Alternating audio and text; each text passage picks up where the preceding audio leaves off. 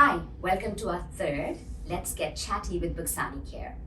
Let's begin with introducing the team. All of us are licensed mental health counselors. We have Katie, Melissa, Giovanni, and of course myself, Dr. Buxani. So today's topic is, we'll be talking about all things related to motherhood. We'll start today's topic with talking about mom guilt, which I think most moms at some point will experience. Yeah. Don't be, Giovanni. Yeah, I think I do. And I think part of that is because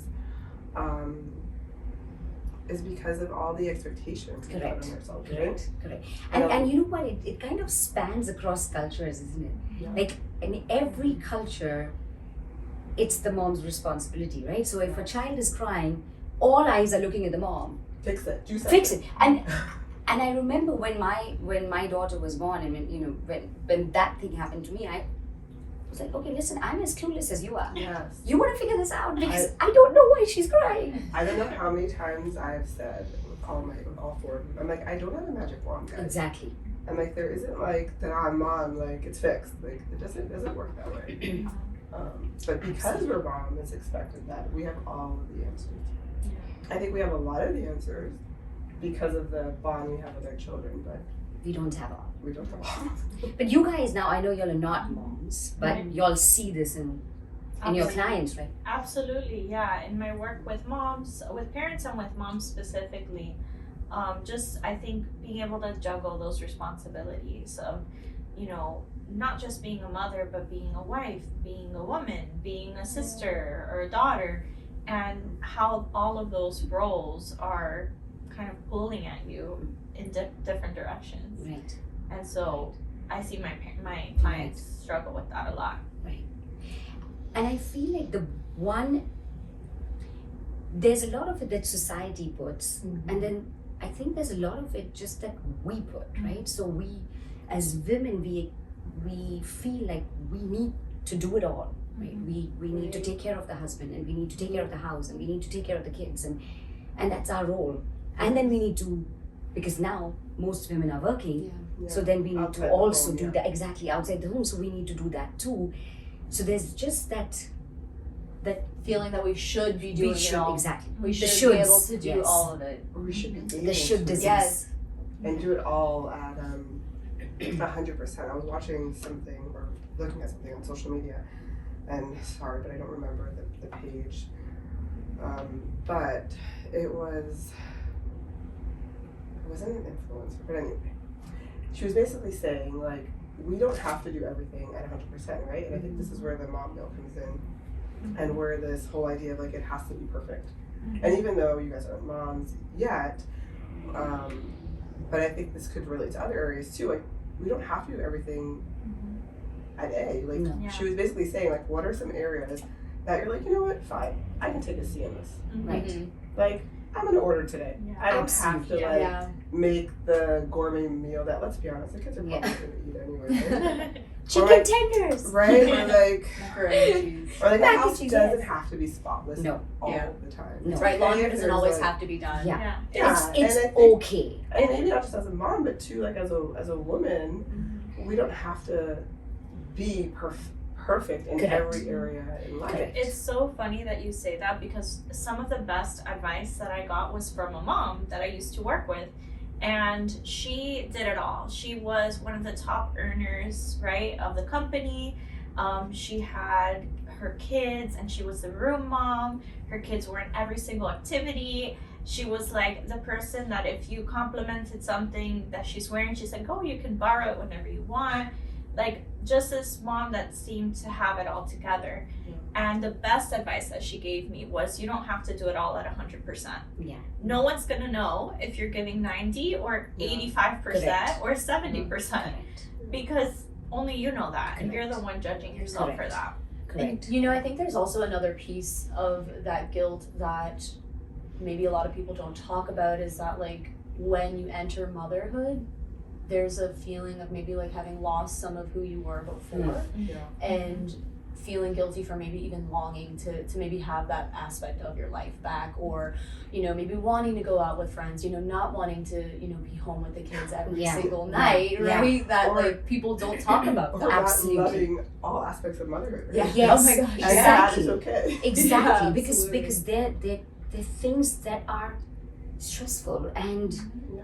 daunting. Those nobody wants to stay up all night, feeding and changing and burping. Yeah. Babies, you don't want to do that, Yeah. but you do You do it. because you love your child, but it comes with, it takes a toll, and I think it's important for us to accept, because even when a woman is pregnant, right, and when we do the baby showers, and when we, everybody's so happy, no one really talks about reality of, hey, you know what, this is great, but just so you know, you're not going to be sleeping for like a year. I mean, the smelly diapers and vomit on your shoulders, that's going to be your life Yeah. for X amount of time, and nobody talks about that. And I think women feel guilty expressing that, oh gosh, I miss my life. Mhm. I miss who I was before. We're And complaining I think about we that. need Right. to talk about those things, and we need to encourage mothers to come out there and say, hey, it's okay. It's okay not to be completely smitten by your child the first time you hold your baby in your arms, because it doesn't happen that way for everyone. I think we Idealize. idolize, and because of the Hollywood films, Bollywood films, because I'm from India, I mean, oh my gosh, you should just, the minute you get your child in your arms, you're going to feel this. Well, Like I don't remember feeling that. regardless of how your child came, out of you, you're tired. You are tired. Absolutely. It is so exhausting. Absolutely. So what are some of the things that you guys tell, because we have moms who come to us, right? So what are we telling our clients when they come to us about dealing with this guilt?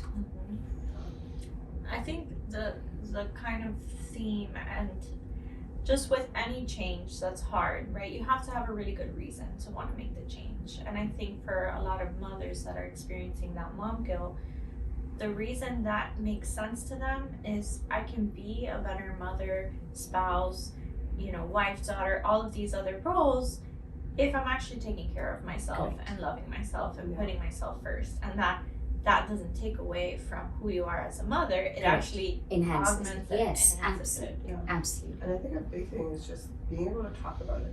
Yeah. Not every time, but I feel like there's so many times when women talk about not the best or most enjoyable parts of being a mom. It's always like, I love my kids, but Yeah. it's like, we all know you love Yeah. your children, right? Like, that doesn't need to be Yes. said. Yes. It's almost like we're justified. Yeah, so Yeah. like, I love my Yeah. kids, Like a but reject. they're driving me crazy.